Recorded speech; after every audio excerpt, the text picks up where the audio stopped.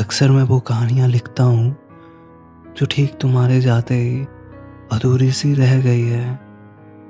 अगर इतना ही परेशान हो गए हो मेरी बातों से तो आओ और ले जाओ अपनी यादों को जो कुछ हिस्सों में मेरे पास रह गई है।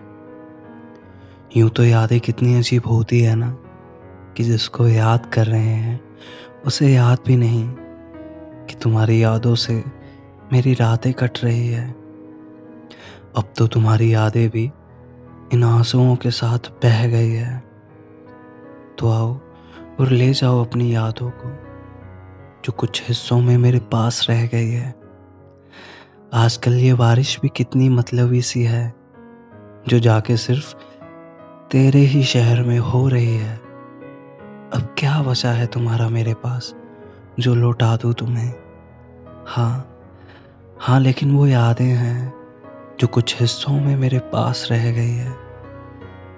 तुम्हें जाना ही था और तुम भी वक्त रहते चले गए, और जाहिर ये हो रहा है कि शायद तुम्हारे लौट आने की आस रह गई है।